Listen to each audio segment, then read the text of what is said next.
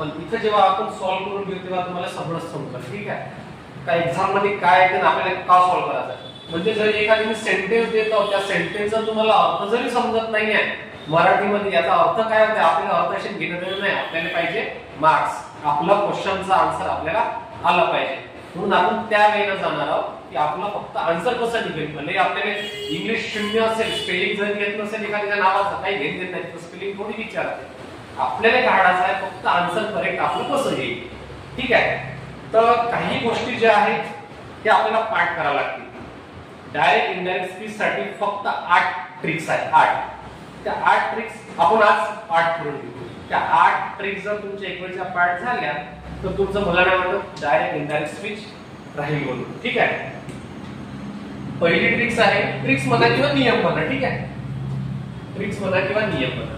First नियम काय आहे, V1 सगळ्यांनाच माहित आहे का. V1 काय असतो, वर्बचा फर्स्ट फॉर्म. ठीक आहे, V1 V5 वर्बचा पाचवा फॉर्म. पाचवा फॉर्म म्हणजे काय असते, वर्बला एस किंवा ईएस हा प्रत्यय लागलेला असतो. ठीक आहे, त्याच्यानंतर डू. डू हा वर्बचा फर्स्ट फॉर्म आहे ना. आणि ह्या डज ईएस लागलाय, वर्बचा पाचवा फॉर्म आहे. हे आहे डायरेक्ट. ठीक आहे, डायरेक्ट आणि इथं आपण करू इनडायरेक्ट. आणि यालाच एकंदरीत बोलतात नरेशन. नरेशन. ठीक आहे, डायरेक्ट स्पीच टू इनडायरेक्ट. आता जर आपल्याला डायरेक्ट जर आपल्या क्वेश्चन मध्ये फक्त आपल्याला ह्या गोष्टी पाहायच्या, या गोष्टी या जर असेल तर आपल्याला इनडायरेक्ट मध्ये कोणत्या गोष्टी शोधायच्या ते आपण पाहू. V1 V5 डू डज असेल तर आपल्याला इनडायरेक्ट स्पीच मध्ये काय पाहायचं आहे, V2 पाहायचा आहे. V2 म्हणजे वर्बचा दुसरा फॉर्म. ठीक आहे, त्याच्यानंतर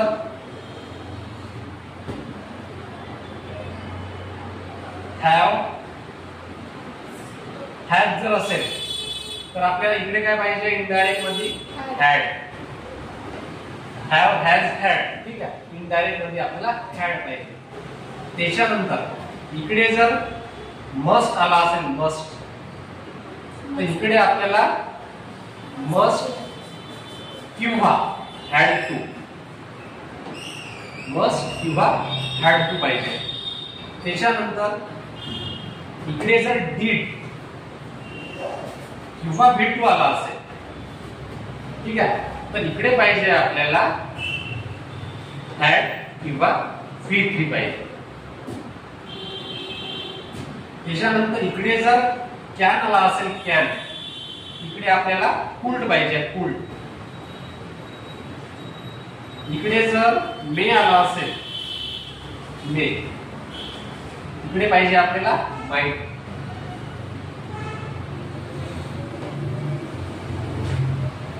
ठीक आहे, त्याच्यानंतर काय राहिलं बाकी, शाल आला असेल तर आपल्याला शुल्ड पाहिजे, शॉल आणि बिल है ना. शॉल आणि बिल आला असेल तर आपल्याला शुल्ड किंवा वुल्ड पाहिजे. ठीक आहे, काही राहिलं अजून त्याच्यामध्ये. V1 V5 डू डज असेल तर आपण V2 वापरतो. हॅव हॅज असेल तर आपण हॅड वापरतो. ठीक आहे, एक राहिलं एम इज आर, म्हणजे इकडे एम इज आर असेल तर आपण वॉज वेअर लिहितो, वॉज वेअर. आणि इकडे जर वॉज वेअर असेल,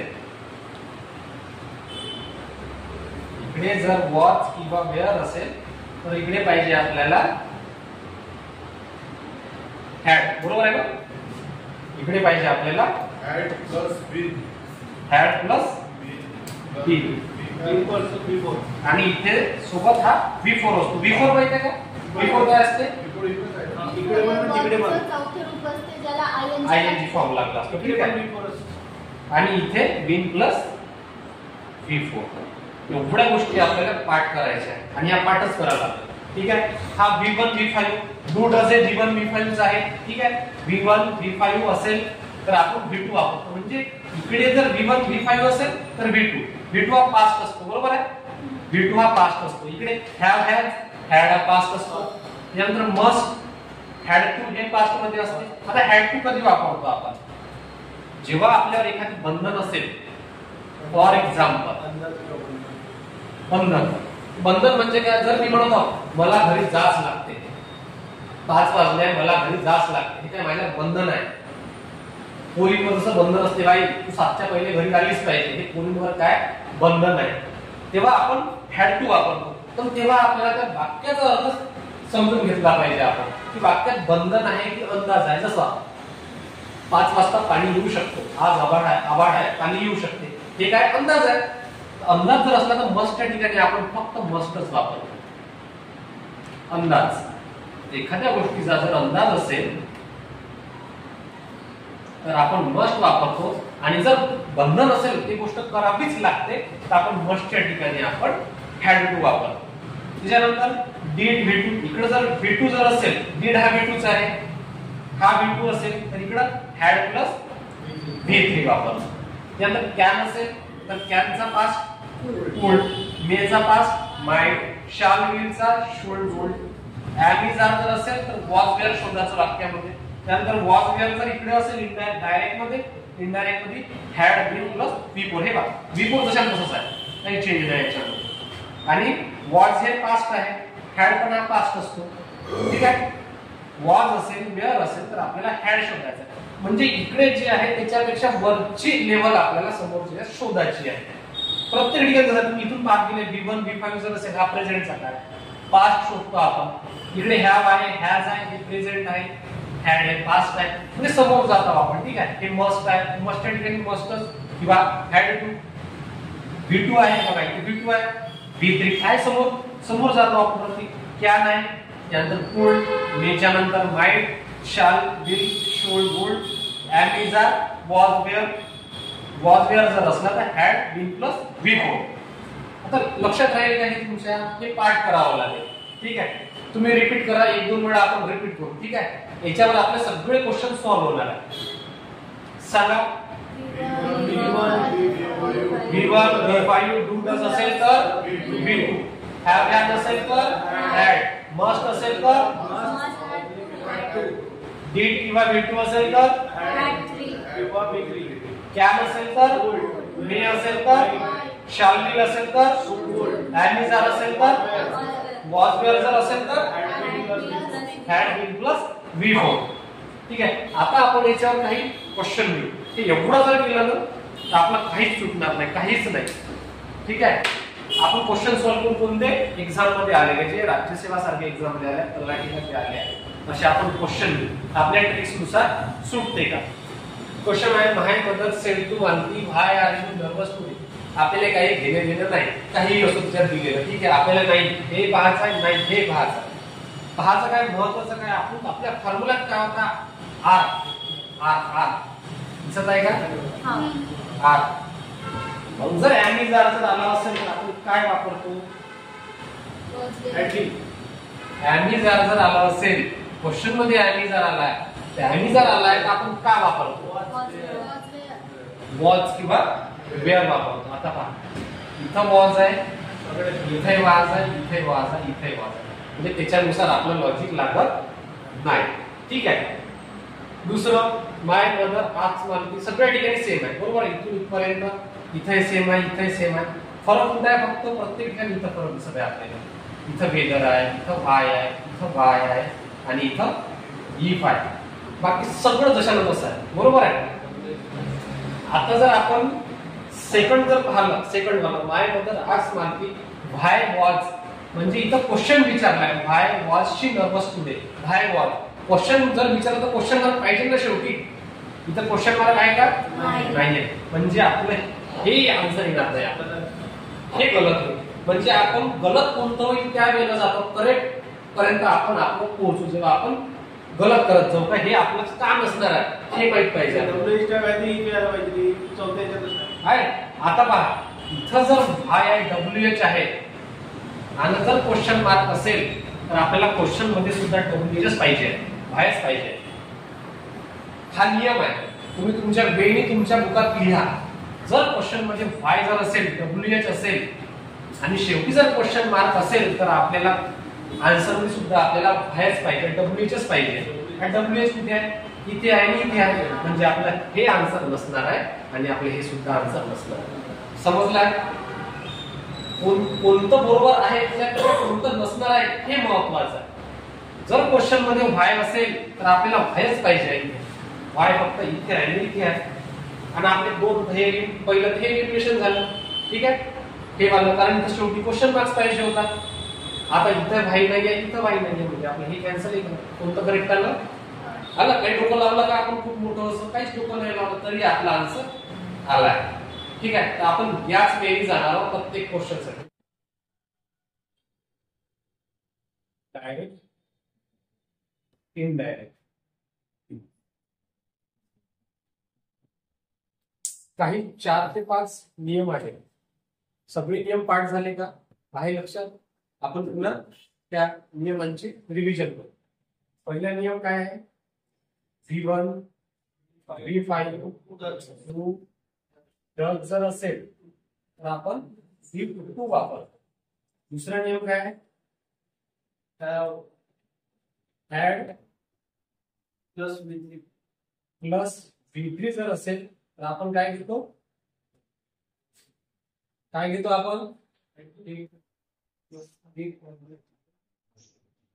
ऍड प्लस बी प्लस V3. ठीक आहे, त्यानंतर एम इज आर जर असेल तर काय घेतो आपण? Was were. त्यानंतर हॅव हॅज जर असेल तर आपण हॅड घेतो. त्यानंतर शाल शुड असेल तर आपण शुड घेतो. विल असेल तर वुल्ड घेतो.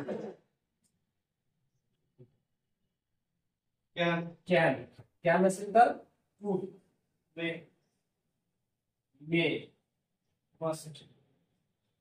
मे असेल तर आपण माइंड घेतो. मेचा माइंड घेत असतो आपण. ठीक आहे, आणि मस्ट. मस्ट असेल तर मस्ट किंवा हॅड टू. मस्ट किंवा हॅड टू. हॅड टू कधी घेतो आपण? जेव्हा एखादी आपल्यावर बंधन असेल. बंधन जर असेल तर आपण हॅड टू वापरतो आणि अंदाज असेल तर आपण मस्ट वापरतो.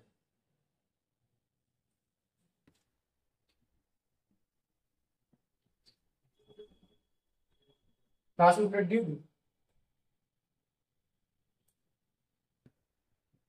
किंवा V2 जर असेल तर ऍड प्लस V3. हे बरोबर आहे का सर? हे जर दिसले तुम्हाला V1 V5 V2 दिसेल तर आपल्याला V2 शोधायचा आहे ऑप्शन मध्ये. तसंच वॉज वेअर जर दिसलाय तर आपल्याला हॅड घेऊन शोधायचं. एम इज आर जर दिसलाय तर वॉज वेअर शोधायचा.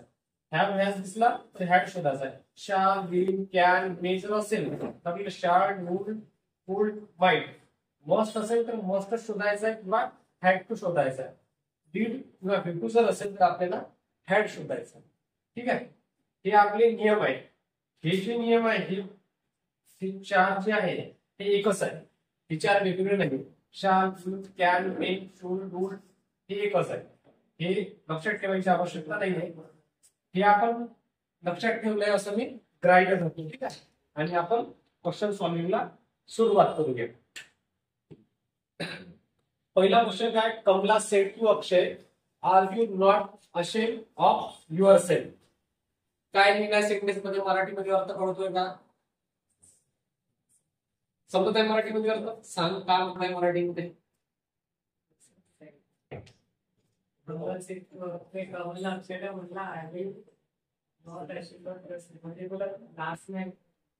ठीक आहे, एका विद्यार्थ्याला इंग्लिश मध्ये अर्थ समजत आहे, बाकीच्या काही समजत नाहीये.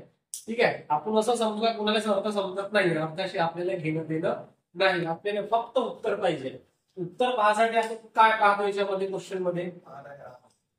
इथं आर दिसत आहे. ठीक आहे, हा आर आहे. आर इथं मग आपण आर कुठे आहे? ते आर इथं आहे. जर ॲमी जर असेल तर आपण काय शोधतो वॉज वेअर. पाहू आपण पुणे वाक्यात वॉज वेअर आहे, इथं इज आहे, इथे आर आहे, इथे वॉज आहे, इथे इज आहे. तर मला सांगा इज आहे ते होणार नाही, आर आहे तर होणार नाही, इज आहे तरी होणार नाही. आपल्याला ॲमी जारच्या ठिकाणी फक्त वॉच किंवा वेअर पाहिजे, म्हणजे हे आपलं आन्सर करेक्ट आहे. काही गरज आहे का आपल्याला या गोष्टीची की आपल्याला अर्थ समजलाच पाहिजे, काहीच आवश्यकता नाही. अर्थ जरी समजला नाही तर ते आपण उत्तरापर्यंत डायरेक्ट पोहोचू शकतो, डायरेक्ट. ठीक आहे. त्यानंतर second, the sun rises in the east he said. आता काय पाहायचं आपल्याला, पाचवं राईट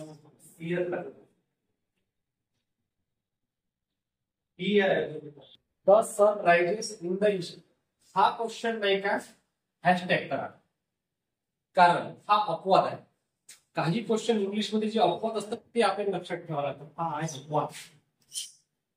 अपवाद ज्या ठिकाणी नियम लागू होत नाही, ज्या ठिकाणी नियम लागू होत नाहीत, हा अपवाद आहे. आता मला सांगा the sun rises in the east, मी याच्या पहिले मी असं वाक्य घेतलंय का जे त्रिकाल बाधित सत्य असते. त्रिकाल बाधित सत्य म्हणजे काय, सूर्य पूर्वेकडून उगवतो. आपण जरी म्हटलं नाही पूर्वेकडून सूर्य उगवतो, पण त्याच्यामागे अर्थ काय असतो, सूर्य पूर्वेकडूनच उगवतो ते सांगायची गरज, तोच उगवतो. डेली घडणा ते प्रेझेंट मध्ये असतं, आणि हे प्रेझेंटचं वाक्य जे असते ते डेली घडणा ते कधीच चेंज होत नाही, ते आहे त्याच फॉर्म मध्ये राहते. हा रायटिंगचा जो फॉर्म आहे ना आपल्याला हाच फॉर्म पाहिजे. काऊन पाहिजे, the sun rises in the east, कारण सूर्य पूर्वेलाच उगवतो. सूर्य कधीच म्हणजे दररोज उगवतो असं नाही, सूर्य काल उगवला होता नाही म्हणू शकत आपण. सूर्य उगवतोच, डेली उगवतो. म्हणून हे रायजेस वाला जे वाक्य आहे ना प्रेझेंटचं, ते वाक्य आपले प्रेझेंट मध्येच पाहिजे. पाहू आपण रायजेस कुठे आहे, इथं रायजेस आहे, हे आपलं वाक्य असू शकते. इथं रोज आहे, हे वाक्य आपलं नसणार. इथं रायजेस आहे, हे वाक्य असू शकते. इथे रोज आहे, हे वाक्य आपलं नसणार. म्हणजे एका गोष्टीवर आपण दोन सेंटेन्स एलिमिनेट केलं. आता राहणार आपलं पहिलं आणि थर्ड. आता मला सांगा याच्यामध्ये काय फरक आहे. He told me that the sun rises in the east. त्यानंतर हे बोललं आहे, he tells me that the sun rises in the east. आता काय येणार याच्यामध्ये, हे टोल्ड ही टेल्स ही. टोल्ड का नाही, कारण हा सेड आहे. सेड हा फास्ट होऊन जातो. ठीक आहे, म्हणून इथं आपल्याला टोल्ड पाहिजे. हा टेल्स नाही ना, हा प्रेझेंट मध्ये गेला असं. ठीक आहे, म्हणून आपलं हे वाक्य होणार नाही, आपलं फर्स्ट नंबर आहे. ठीक आहे. त्यानंतर she said to him I know you. आता काय पाहायचं वाक्यामध्ये आपल्याला, काय पाहतो आपण, आय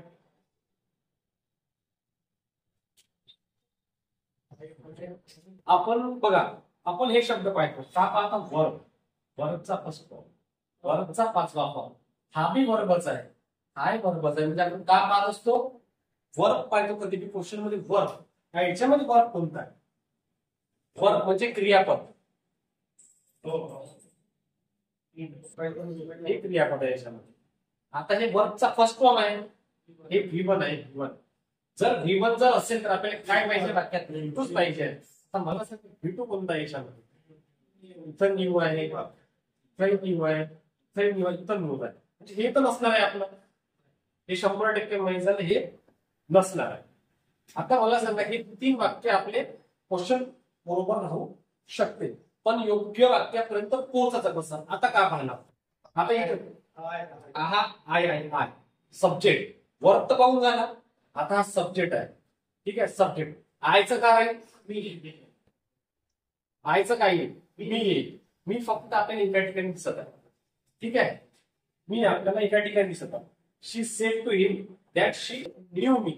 पण याचा अर्थ मला सांग, आपण जरी डायरेक्ट इनडायरेक्ट करतो पण आपला अर्थ नाही बदलला पाहिजे. अर्थ आता she said to him I know you. ती त्याला म्हणाली,